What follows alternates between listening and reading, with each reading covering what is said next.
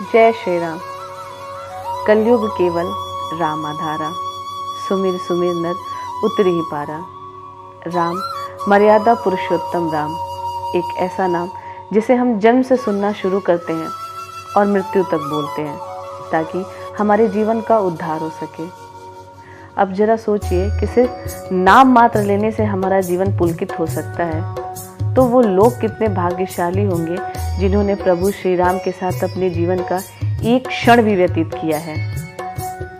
कल्पना कीजिए कि उस वक्त का हमारा भारतवर्ष कितना सुंदर होगा, और धन्य है उस वक्त के अयोध्यावासी जो बालकाल में रामलला को ठुमक ठुमक कर चलते देखते होंगे। उससे भी अद्भुत है अयोध्या जी, जम्बू द्वीपे भरत खंडे, भारतवर्षे एक नगरी है विख्यात अयोध्या धाम की। यही जन्मभूमि है श्री राम की।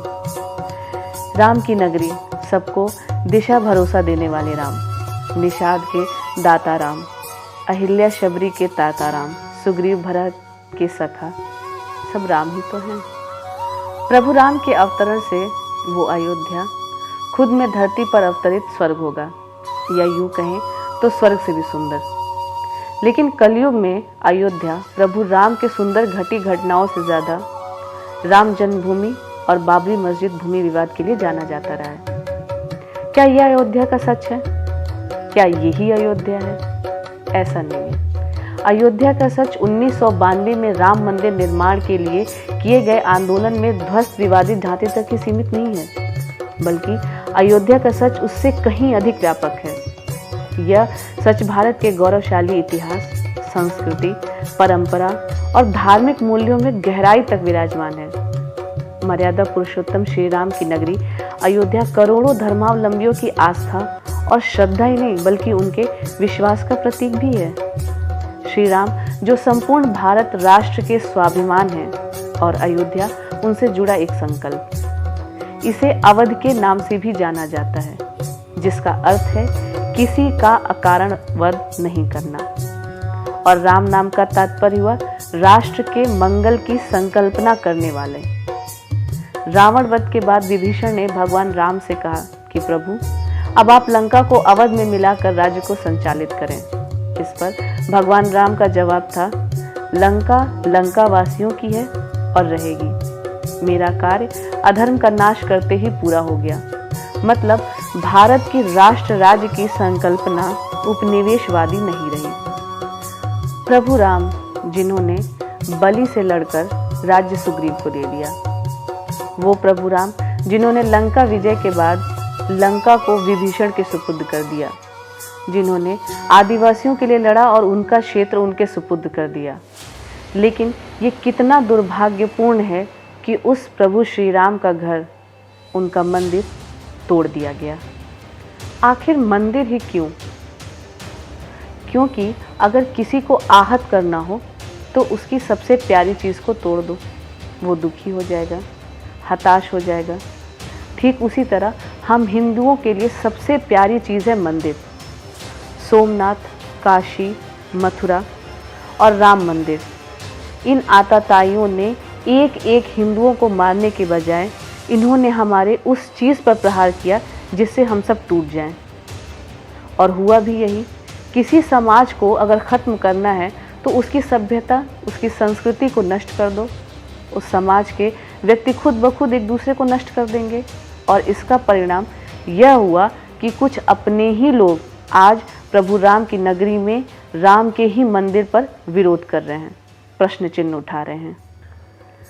राम मंदिर जिसको पहली बार प्रभु राम के पुत्र कुश ने बनवाया था, या यूं कहें तो राजमहल जहां प्रभु राम का जन्म हुआ था, जहां वो खेले बड़े हुए, राज्य किया, उस राजमहल को ही कुश ने राम भक्तों को समर्पित करते हुए मंदिर का रूप दे दिया और सभी राम भक्तों के लिए उसका द्वार खोल दिया। लेकिन ग्रीक ने भारत पर सबसे पहला हमला करके राम मंदिर को तोड़ दिया, जिसे महान सम्राट विक्रमादित्य ने बनवाया, और उसके बाद सलार मसूद ने तोड़ा, जिसे राजा सोहेल देव जी ने मार गिराया और मंदिर का पुनः निर्माण किया। मगर यह विध्वंस यहीं नहीं रुका। सन 1528 में बाबर का सेनापति मीर बाकी हिंदुओं की आस्था पर प्रहार करने के लिए और मंदिर को तोड़ने की नीयत से अयोध्या पहुंचा। मंदिर के सामने हजारों की संख्या में फौज खड़ी थी और उस फौज के सामने मंदिर के द्वार पर खड़ा था एक पुजारी जो मीर बाकी को अंदर जाने से रोक रहा था।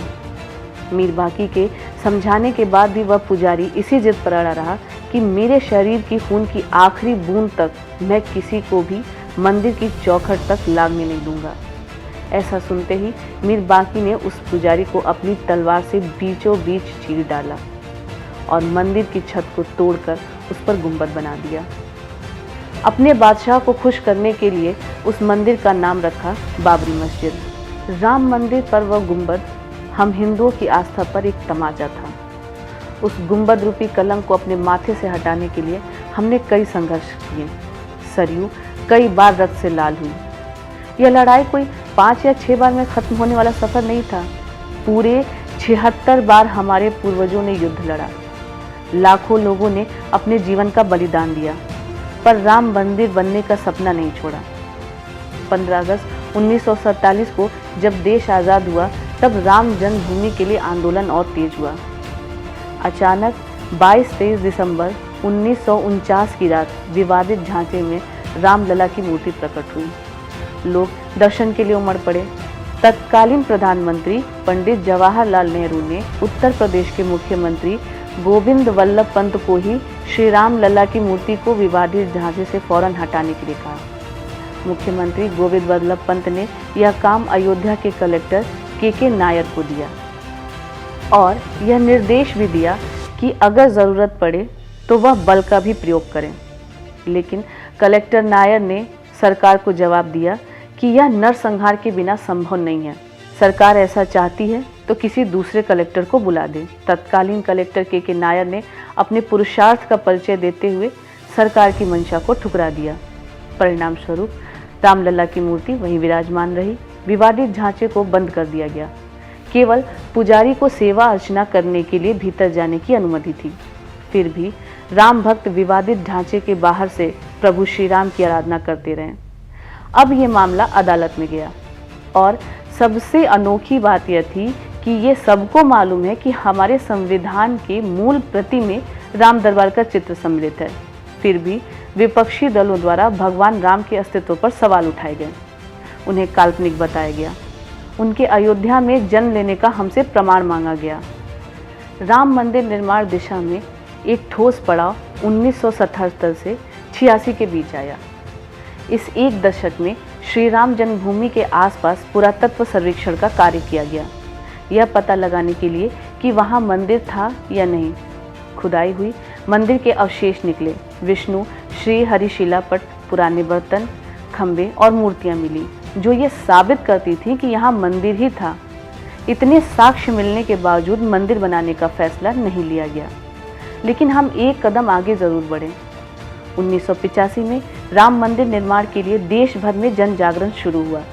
इन प्रयासों को सफलता 1 फरवरी 1986 को मिली, जब फैजाबाद के जिला जज ने हिंदुओं को प्रार्थना करने के लिए विवादित मस्जिद के दरवाजे पर लगा ताला खोलने का आदेश दिया।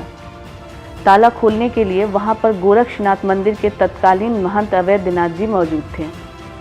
दिल्ली में विश्व हिंदू परिषद धर्म संसद अधिवेशन का आयोजन किया गया। विश्व हिंदू परिषद और भाजपा के नेतृत्व में मंदिर निर्माण के लिए पूरे देश भर में आंदोलन की शुरुआत हुई। 22 दिसंबर 1979 को अवैधनाथ की अध्यक्षता में दिल्ली में विराट हिंदू सम्मेलन हुआ, जिसमें 10 नवंबर 1979 को जन्मभूमि पर शिलान्यास कार्यक्रम घोषित किया गया।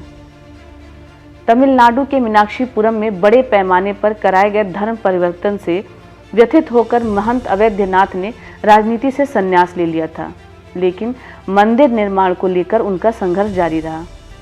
22 सितंबर 1989 को हिंदू सम्मेलन के दौरान जब मंदिर निर्माण की तारीख घोषित कर दी गई, बूटा सिंह ने इसे स्थगित करने के लिए उनसे मुलाकात की। अवैधनाथ ने कहा कि यह फैसला करोड़ों लोगों का है। इस पर बूटा सिंह ने उन्हें लोगों की बात कहने के लिए संसद में आने की चुनौती दी। अवैधनाथ ने राजनीति में वापसी की और फिर हिंदू महासभा से गोरखपुर के सांसद बने। 30 सितंबर 1989 को देश भर में श्री राम शीला पूजा आयोजन बनाई गई। इस दिन 3 लाख से अधिक गांवों में रामशिलाओं का पूजन कर अयोध्या भेजा गया। 13 अक्टूबर 1989 को तत्कालीन गृह मंत्री बूटा सिंह ने लोकसभा में शिलान्यास के विरुद्ध एक प्रस्ताव पेश किया, जिसे अधिकतर गैर भाजपाई दलों ने स्वीकार कर लिया। 9 नवंबर 1989 को महंत अवैधनाथ जी ने महंत रामचंद्र परमहंस के द्वारा लाखों राम भक्तों के बीच बिहार के हरिजन बंधु श्री कामेश्वर चौपाल जी द्वारा पहली शिला वहां रखी गई। 24 जून 1990 को हरिद्वार में साधु संतों की बैठक में कार्य सेवा समिति बनाई गई और निर्माण कार्य किया गया। 30 अक्टूबर 1990 को श्री राम मंदिर के निर्माण के लिए कार्य सेवा शुरू की जाएगी। भाजपा ने आंदोलन को पूरा समर्थन दिया। देश भर में रथ यात्रा निकाले गए। रामलीलाओं में राम कथा के माध्यम से भारत का आम जनमानस फिर से जुड़ा। 25 सितंबर 1990 को श्री लाल कृष्ण आडवाणी ने सोमनाथ से अयोध्या तक की 10,000 किलोमीटर राम रथ यात्रा का मार्ग सुनिश्चित किया। 30 अक्टूबर को अयोध्या तक निश्चित किया गया सोमनाथ से अयोध्या तक की रथ यात्रा में देश भर में जन भावनाओं का ज्वार उभरने लगा। मंदिर के लिए जन समर्थन बढ़ने लगा। 23 अक्टूबर को बिहार के समस्तीपुर में आडवाणी जी को गिरफ्तार कर लिया गया। उस वक्त बिहार में लालू यादव की सरकार थी। भारतीय संस्कृति के प्रतीक श्री राम मंदिर के विरोध में वह लोग आ रहे थे जो अपनी राजनीतिक रोटियां सेकना चाहते थे। पूरे देश में इस यात्रा को जन समर्थन मिल रहा था। इस आंदोलन को रोकने की तमाम कोशिशें हुई, पर सब व्यर्थ रहा। विश्व हिंदू परिषद और भाजपा ने देशवासियों से अयोध्या में राम जन्मभूमि में राम मंदिर निर्माण के लिए 30 अक्टूबर 1990 और 1 नवंबर 1990 को कार्य सेवा का आह्वान किया। परिणाम स्वरूप लाखों राम भक्त कार्य सेवा के लिए देश के कोने कोने से अयोध्या आए। देश की एकता का विराट दर्शन हुआ। कार्य सेवकों को रोकने के लिए उत्तर प्रदेश से तत्कालीन मुख्यमंत्री मुलायम यादव की सरकार ने अयोध्या में परिंदे को भी पर न मारने वाली बंदोबस्त किया। स्थितियां और भी गंभीर हो गईं। चप्पे चप्पे पर पुलिस थी।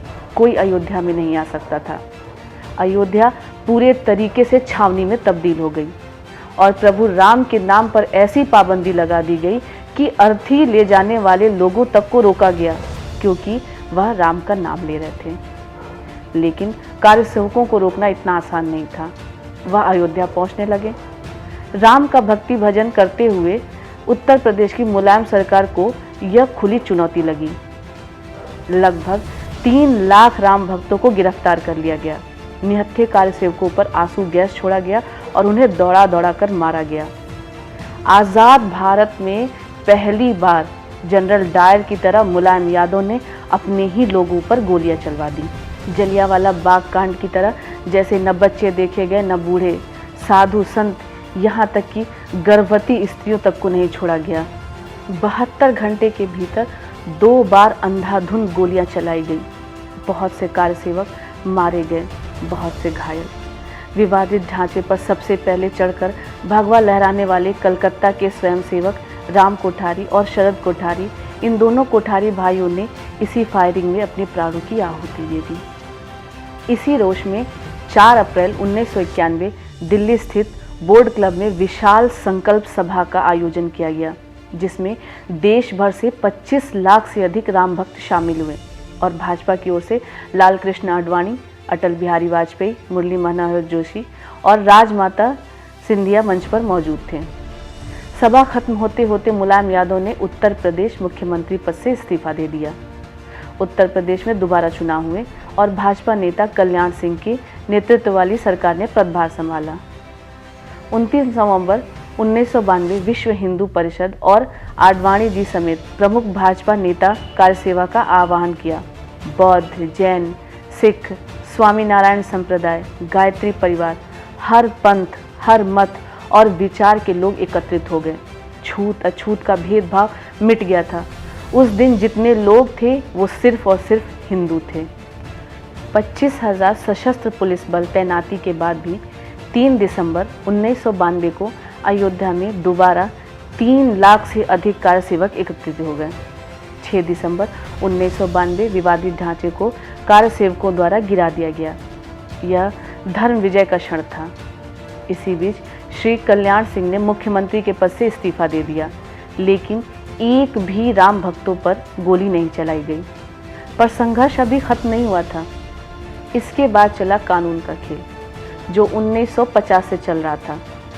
2003 में विवादित ढांचे के पास दोबारा पुरातत्व जांच हुई, जिसमें मिले अवशेषों से स्पष्ट हुआ कि विवादित ढांचे के निर्माण से बहुत पहले वहां हिंदू मंदिर था। करीब 7 साल बाद दिसंबर 2010 में इलाहाबाद उच्च न्यायालय की लखनऊ बेंच ने राम जन्मभूमि पर फैसला तो दिया, लेकिन यह जन आकांक्षा के अनुकूल नहीं था।